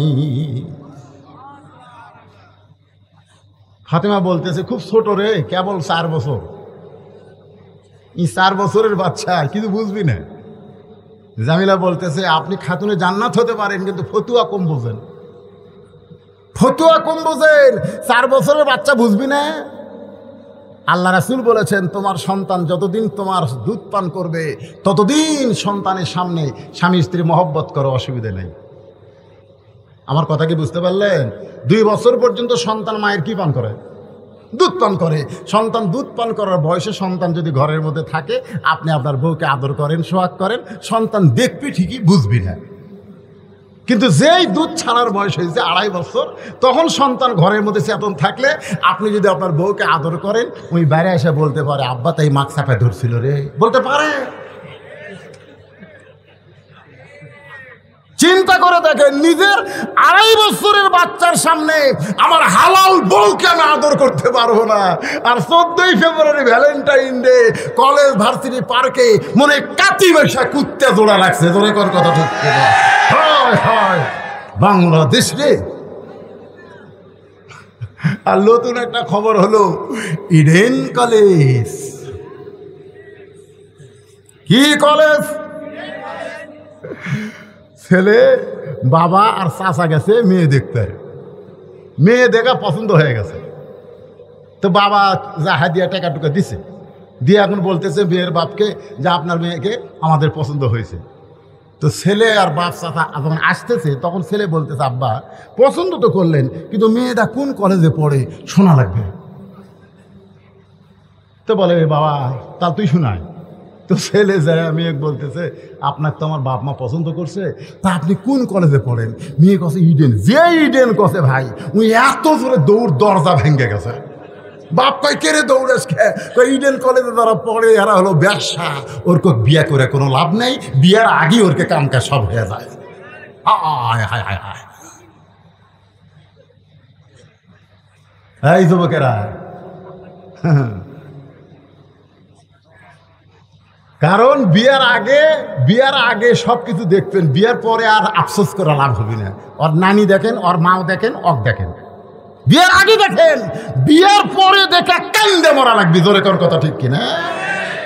এই জন্য একটা কথা আছে, ভাবিয়া করিও কাজ। আমার সঙ্গে সবাই একটু বলেন, ভাবিয়া করিও কাজ, করিয়া ভাবিও না। যুবকেরা যারা এখনো বিয়া করনি, বাবা এমন একটা মেয়েকে খোঁজো যে মেয়েটার ওয়াজ আমি আপনাদেরকে শোনাইতেছি। এবার ফাতেমা বলতে জামিলা তাহলে আজকেও কি দরজা খুলবো না? বলে আপনার হোসাইন সঙ্গে আছে, আজকেও দরজা খোলা যাবে না। হোসাইন সঙ্গে সঙ্গে বলে মা এই বেয়াদব মেয়েটা আমার মতন ছোট্ট বাচ্চা সঙ্গে থাকার কারণে দরজা খোলো না। এই বেয়াদব মেয়েটার কাছে তুমি কেন আসো মা? ফাতেমা কান্দের বলে হোসাইন রে তুমি যারে বেয়াদব বলতেছো বাবা, তোমার নানা বলেছে ওই মেয়েটা তোমার মায়ের আগে জান্নাতে যাবে। হোসাইন তুমি যাকে বেদব বলতেছো তোমার নানা বলেছে ওই মেয়েটা তোমার মায়ের আগে জান্নাতে যাবে। কোন আমলের কারণে? কোন আমলের কারণে? আমল হলো একটাই, যে মেয়েটা স্বামীর কথা মতো চলে ওই মেয়েটাকে আল্লাহ জান্নাত দিয়া দিবে। আমার মায়েরা যারা আছেন মা, 1 নম্বর আমল হলো নামাজ, 2 নম্বর হলো রমজান মাসের রোজা, 3 নম্বর সতীত্বের হেফাজত পর্দা করা, আর 4 নম্বর স্বামীর কথা মতো চলা। এই 4টে আমল যদি আপনারা করতে পারেন মা, আপনাদের আর কোনো ওয়াজ লাগবে না, আপনারা ফাতেমার সাথে জান্নাতি হবে। সুবহানাল্লাহ বলেন। নবীর কাছে গেছে, বুঝলেন? হোসেন কার কাছে গেছে? তাকান, কার কাছে? নবীর কাছে গিয়ে বলে না আমার মায়ের আগে একটা মেয়ে জান্নাতে যাবে। তুমি কইছো কি আমল করে যা খোঁজ লেওয়া লাগবে কেন? দুনিয়ার যত কিছু আগে তোমার কাছে আসে, তারপরে মানুষের কাছে প্রচার হয়, ঠিক কিনা বলেন? আল্লাহ রাসূল এই যে কোরআন শরীফ দেখতেছেন, এটা আগে আগে কার কাছে আইছে? রাসূলের কাছে। এমনভাবে নবীর হাত ধরছে, এভাবে হাত চাপে ধরে বলতেছে, না না, কোন আমলের কারণে কাঠুরের বউ জামিলা আমার মায়ের আগে জান্নাত যাবে না বলা পর্যন্ত আমি হাতই ছাড়বো না। নবীর হাত ধরেনি তো, নানার হাত ধরছে। আমার না নবী হলো বিশ্ব নানা, ধরে খান সুবহানাল্লাহ, সবচাইতে ভালো নানা, এমনভাবে হাত ধরছে। নবী ডাক দিয়ে, চালিয়ে আলে। আলী দৌড়ে এসে বলে, হুজুর কি হয়েছে? বলে, তোর বেটা আমার হাত যেভাবে ধরছে। এই হোসেন, হাত ছেড়ে দাও। হোসেন বলতেছে, আব্বা আপনি জানেন কি অকাম করছে? হয়তো জিব্বাত কামড় খাচ্ছে, কি অকাম করছে মানে কি? নবী কোনো অকাম করে? কিন্তু লাতি যে বর্তমান সরকার আর চর্ম নাই, এই কিন্তু লাতি আর নানার অভিনয় চলতেছে। জোরে কোন কথা ঠিক কিনা? কথা বুঝতেছে না ভাইজান? আমরা মিছিল যদি 400 বার করি, 100 পুলিশ আমাকে ধরে বার আসে, আর ওরা মিছিল করলে সামনে 200 পুলিশ, পিছনে 200 পুলিশ, ওর পড়া দেয়, ওরা মিছিল মারে। জোরে কোন কথা ঠিক কিনা? আমি কই, কে রে এত সরকার বিরোধী কথা কয়, এরপরে এরকম একটাকে ধরে না কেন? আমাকে একজন বলে, হুজুর আপনি জানেন না, নানা লাতি যে নানা লাতি। কে ঠিক কথা কি হয়?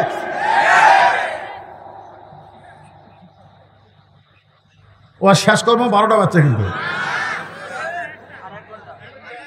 না কতক্ষণ চলবে সেটা ভিন্ন কথা, কিন্তু হা করা লাগবে তো। আমি যে কথাগুলো বলতেছি, কথাগুলোর দাম নেই, তাহলে হা করবেন না কেন? অকাম করছে, নবীর কথা বলতেছে। কি অকাম করছে আব্বা জানেন? নবী মুসকে মুসকে হাসতেছে, কারণ এই তো নবী হিসাবে কয় নাই, নানা হিসাবে কস। হযরত আলী বলে, হোসাইন কি করেছে তোমার নানা? বলে, কাঠুরের বউ জামিলা আমার মায়ের আগে জান্নাতে যাবে। এই কথাটা নানা কেমনে বলে? আল্লাহ রাসূল বলে, আলী রে তুমি বলে দাও, কোন আমলের কারণে ওই কাঠুরার বউ জামিলা ফাতেমার আগে জান্নাতে যাবে? আলী বলতে, হুজুর আপনি কিন্তু নিষেধ করেছিলেন। আল্লাহ রাসূল বলে, আলী আজকে বলার হুকুম দিলাম। ফাতেমা দৌড়ে এসে স্বামীর হাতটা ধরে বলতেছে, তাহলে কাঠুরের বউ জামিলা আমার আগে জান্নাতে যাবে, এটা কি আপনি জানেন? বলে, আমি জানি না, আল্লাহর নবী আমারে জানাইছে। ফাতেমা বলে, তাহলে কেমনে? রাসূল বললেন, শোনো ফাতেমা, তোমার কি মনে আছে একদিন দুপুরবেলায় তুমি একটা ওড়না এনে আমার হাতে দিয়ে বললে, স্বামী গো আজকে 2 দিন হলে হাসান হোসেন না খেয়ে কাঁদতেছে, ঘরে খাবার কিছু নাই, আপনার হাতেও টাকা নাই, এই ওড়নাটা বিক্রি করে যেই টাকা হবে সেই টাকা দিয়ে সামান্য খাদ্য কিনে নিয়ে চলে আসেন। আলী বলতেছে, ফাতেমা তোমার ওড়না নিয়ে যখন বাজারে যাই, ওড়না তখন আমার জামার পকেটের মধ্যে ছিল, আমি জামার পকেটের ওড়না বের করার সাহস পাই না, কারণ বের করে যদি বিক্রি করতে চাই আর খরিদ্দার যদি জিজ্ঞাসা করে অন্যাকার, আমি যদি বলি আমার বউ ফাতেমার, তাহলে খরিদ্দার মনে মনে চিন্তা করবে যে স্বামী বইয়ের দিনেই বেচা খায়, সেই স্বামী হলো দুর্বল স্বামী। ও ফাতেমা, আমি তোমার অন্য পকেটের মধ্যে নিয়ে বাজারের মধ্যে যখন ঘুরতেছিলাম, বিক্রি করার সাহস পাচ্ছিলাম না, এমন সময় এক খরিদ্দার আমাকে সালাম দেয়, বলে, আলী ভাই আমার মনে হয় আপনি কিছু বিক্রি করবেন। আমি আলী চমকে গেলাম, আমি বিক্রি করব তুমি কেমনে জানো? আমি তাকায় দেখি লোকটা একটা ব্যাগ বের করে আমার সামনে ধরলো, আমি পকেট থেকে তোমার ওড়না বের করে যেই ব্যাগের মধ্যে দিলাম, লোকটা একটা বার ওড়নার দিকে তাকালো না, বরং ব্যাগের মাথা ধরে আমার হাতে 6টা দিরহাম দিয়ে লোকটা চলে গেল। ও ফাতেমা, ওই 6টা দিরহাম নিয়ে আমি খাবার দোকানে গেলাম, দোকানদারকে বললাম, ভাই এই 6টা দিরহামের যতটুকু খাবার হয় ততটুকু খাবার দাও, আমার হাসান হোসাইন ক্ষুধার জ্বালায় কাঁদতেছে। দোকানদার 6 দিরহামের খাবার টোপলা করে যেই মাত্র আমার হাতে দিবার চায়, এমন সময় এক সাইলকারী ফকির এসে আমাকে সালাম দেয়, বলে, আলী রে আজকে 3 দিন হলে আমার বাড়িতে কোনো খাবার নাই, ও আলী যদি পারো তাহলে আল্লাহর হস্তে একটু দান করো। ও ফাতেমা, আমার এত রাগ হয়ে গেল, কারণ আমি 6টা দিরহাম ওড়না বিক্রি করার টাকা দিয়ে খাবার টোপলা নিয়েছি, আর এমন সময় আমার কাছে যখন খাবার চাই, আমার এত রাগ হয়ে গেল, আমি যেন বলবো তুমি আমার কাছ থেকে সরে যাও, এমন সময় আল্লাহর কোরআন আমার সামনে দাঁড়ায় বলে, আম্মা সাইলা ফালা তানহার, আলী রে সাইলকারীকে ফিরাস না। আমি পকেট থেকে একটা দিরহাম বের করে ওই ফকিরকে যখন দিবার চাই, এমন সময় আল্লাহর কোরআন বলতেছে, ওমা তুনফিকু মিন শাইইন ফি সাবিলিল্লাহি ওয়াফা ইলাইকুম ওয়া আনতুম লা তুজলামুন। আলী রে ফকিরকে যদি একটা দিরহাম দেস, আল্লাহ তোকে 10টা দিরহাম দেবে। 2টা দিরহাম দিলে তুই 20টা পাবি। 6টা দিরহাম যদি দেশ আলী, আল্লাহ তোরে 60 দিরহাম দিয়া দিবে। আমি আলী আল্লাহর কোরআনকে বিশ্বাস করে ফকিরকে যেই মাত্র 6টা দিরহাম দিলাম, ফকির কোথায় যেন চলে গেল। দোকানদার বলল, আলী ভাই খাবার টোপলার খবর কি?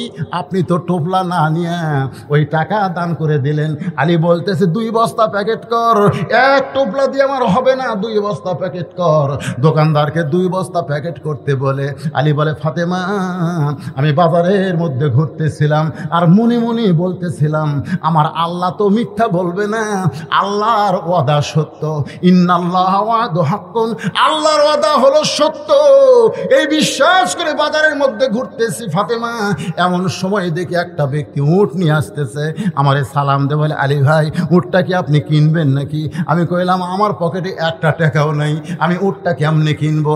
উটওয়ালা বলতেছে, 100 দিরহামে বাকিটা উটটা কিনেন, বিক্রি করে আপনি টাকা দিবেন, সেটাও কি পারবেন না? আলী বলে, ফাতেমা রে এই সুযোগ আমি হাতছাড়া না করে ওই উটটা 100 দিরহামে কিনে উটের বাজারে যখন নিয়ে গেলাম, চারিদিক থেকে খরিদ্দার আমাকে ঘিরে ধরে বলতেছে, আলী ভাই এই উটের ব্যবসা কবে শুরু করলেন? আমি কইলাম, কবে শুরু করি আর যখনই করি সেটা বিষয় না, উটটা তোমরা নিবা কেনা? এক খরিদ্দার কানে কানে বলতেছে, উটটা আমার পছন্দ হয়েছে, আপনাকে 160 দিরহাম দিতে চাই। আলী বলে, ফাতেমা ওই 100 দিরহাম উটওয়ালাকে দিয়া বাকি 60টা দিরহাম দিয়া 2 বস্তা খাবার, 1 বস্তা কান্দে আর 1 বস্তা হাতে করে যখন দরজায়, তোমার কি মনে আছে তুমি দরজা বন্ধ করে দিলে? আমি বললাম, ফাতেমা দরজা খোলো, তুমি শুধু বললা অন্য বিক্রি করে টাকা দিয়া 1 টোপলা খাবার হবে, 2 বস্তা খাবার কোথায় পাইলেন? যতক্ষণ 2 বস্তা খাবারের কথা না বলবেন ততক্ষণ আমি ফাতেমা দরজা খুলবো না। আর রিজালু কাওয়ামুনা আলান নিসা, আল্লাহর কোরআন বলতেছে পুরুষেরা নারীদের উপরে থাকবে। ফাতেমা দরজা না খুললে আমি বলবো না। ফাতেমা বলতেছে, আপনি না বললে দরজা খুলবো না। ও ফাতেমা তোমার কি মনে আছে তুমি যখন দরজা খুললেই না? কারণ তুমি এমন একজন নারী, তুমি এমন একজন বউ, স্বামী কেমনে কামাই করে খুদ থেকে নিয়ে আসে, বেতন পায় 5000 আর বাসা ভাড়া 10,000, প্রত্যেক বাজার ইলিশ কিনা আনে, এই শালা যে ঘুষ খায়, এটা বইয়ের ধরার দরকার আছে না নাই? দরকার আছে না নাই? তুমি এমন বউ যে অন্য বিক্রয়ের টাকা দিয়ে 1 টোপলা হবে, তুমি 2 বস্তা দেখে যখন দরজাই খুললে না, তখন আমি কান্দের হাতে বসতাম রাগ করে আল্লাহর নবীর দরবারে। আমি যখন নবীর দরবারে, তখন নবী বসেছিলেন, আমাকে দেখি নবী দাঁড়িয়ে গেলেন, আমার কাঁধ থেকে বস্তা নামায় নিলেন, হাত থেকে বস্তা নামায় নিলেন। আমি বললাম, নবী গো আপনি এত ভালো, অথচ আপনার মেয়ে ফাতেমা দরজা খুলল না।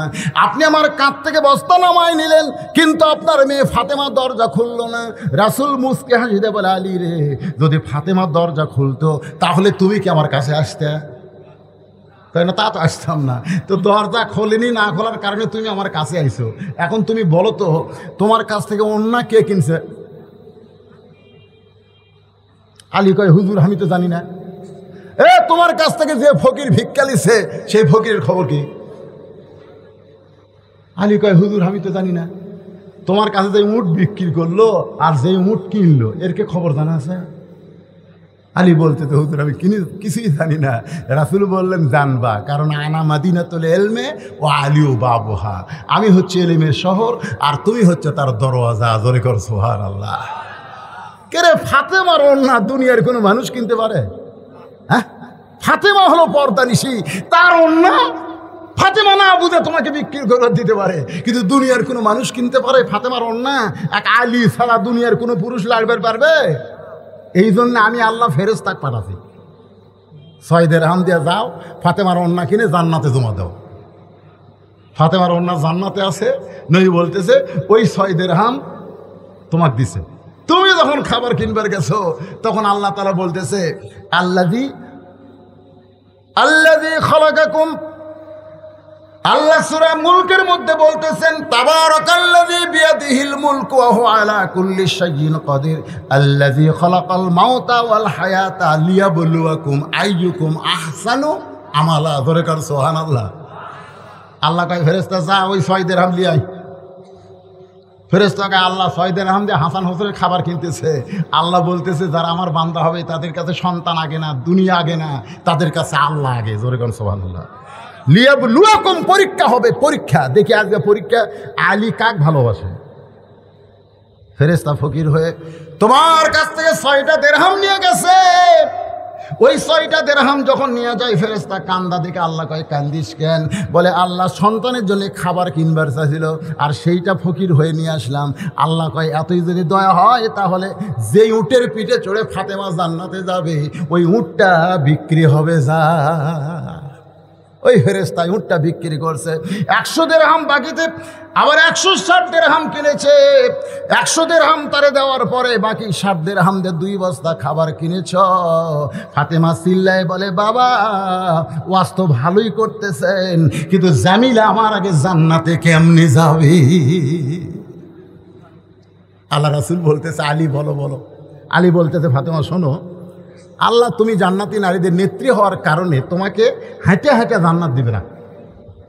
জান্নাতি নারীদের নেত্রী হওয়ার কারণে আল্লাহ তোমাকে উটের পিঠে করে জান্নাতে নিয়ে যাবে। জোরে কোন সুবহানাল্লাহ। কিন্তু উটটা জান্নাতের একেবারে নিকটতম এসে থমকে দাঁড়াবে।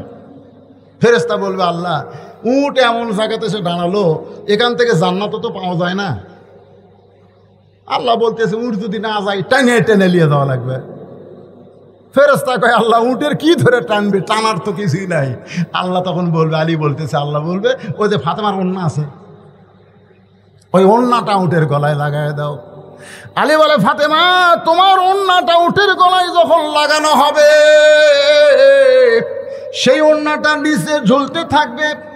এখন এইটা কে টেনে উটটাকে জান্নাতে নিয়ে যাবে? এমন সময় বলবে আল্লাহ জামিলা তোমার স্বামী সব সময় দোয়া করতো আল্লাহ যে বউটা আমার হুকুম ছাড়া ফাতেমার জন্য দরজা খোলে না, আমার সেই বউটাকে তুমি সবার আগে জান্নাত দিও রে ফাতেমা। আল্লাহ স্বামীর দোয়া কবুল করে ওই জামিলাকে সবার আগে জান্নাতে কেমনে দিবে? কারণ তুমি হলা খাতুনে জান্নাত। তখন আল্লাহ বলবে উঠে এর ওই ওড়নাটা টেনে টেনে ফাতেমাকে জান্নাতে নিয়ে যাও। তুমি মনে করবে আমি জান্নাতে যাচ্ছি, কিন্তু তোমার পা উটের পা পিঠ থেকে মাটিতে পড়ার আগে, জান্নাতে পড়ার আগে ওই জামিলার পা জান্নাতে চলে যাবে।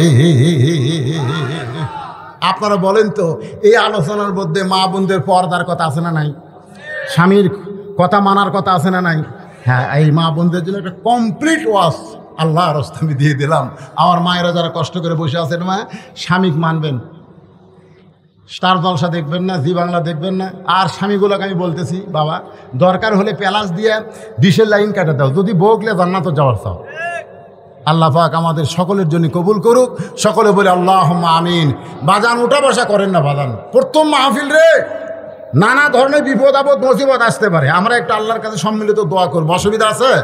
ইস্তেগফার ওয়া আস্তাগফিরুল্লাহ আস্তাগফিরুল্লাহাল্লাযী লা ইলাহা ইল্লা হুয়াল হাইয়ুল কাইয়্যুম ওয়া আতুবু ইলাইহি লা হাওলা ওয়া লা কুওয়াতা ইল্লা বিল্লাহিল আলিয়্যিল আযীম। ভাইজান এই যে শোনেন, একটা অন্ধ হাফেজ এক চিনেন আপনারা?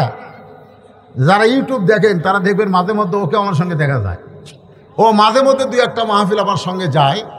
আজকে আমার সঙ্গে আসে না, একা একা আইছে। এখানে মাগরিবের পরে কিছু সময় ওয়াজ করেছে, অন্ধ মানুষ, আধা ঘন্টা ওয়াজ করছে। 30 পারা কোরআন শুনে শুনে মুখস্থ করছে। অন্ধ মানুষ শুনে শুনে মুখস্থ করছে। আপনি কোরআনের যেখান থেকে খুশি ধরেন, ও আপনাদেরকে অনর্গল কোরআন শুনে দিবে। শুধু কোরআন মুখস্থ করে নাই, কোরআনের বাংলা অর্থ পর্যন্ত মুখস্থ করছে।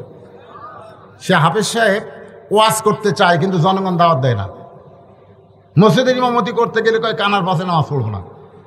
মুয়াজ্জিনি করতে গেলে কারেন্টের যুগ, সকেট ঢুকাতে লোক ঢুকে মরে থাকবে। অটো ভ্যান চালাবার পারে না, দুনিয়ার কোনো কাজ করতে পারে না। ধান কাটবার গেলে ধান কাটবে না হাত কাটবে, কোদাল মারবার গেলে আগে মাটি কাটবে না পাও কাটবে। মানে ওর কোনো কাম করার ক্ষমতা নাই, কিন্তু একটা কাম করছে, সেটা হলো বিয়ে। ওই কামটা ভালোই ফেরছে। বিয়া করে যদি বউলে শুয়ে থাকতো তাও হতো, আপাতত 4টে ছেলের বাপ আছে। এখন সুবহানাল্লাহ তো করলেন, ঠিকই আছে, সুবহানাল্লাহ কোয়া ঠিকই আছে, কিন্তু ও এখন কি করে খায়? বাপ নাই, মা নাই, সয় সম্পত্তি কিছু নাই, ও মাহফিলে ঘরে আপনাদের কাছে একটু সহযোগিতা পাওয়ার আশায় ও দাঁড়ায় গেছে। ও পবিত্র কোরআন থেকে 2টা আয়াত মোনাজাত আগে তেলাওয়াত করুক, আর এই ফাঁকে আপনারা যদি পারেন, সভাপতি সাহেব টাকা দেয়নি। এটা কিসের সভাপতি? মাহফিলের সভাপতি না মসজিদের সভাপতি?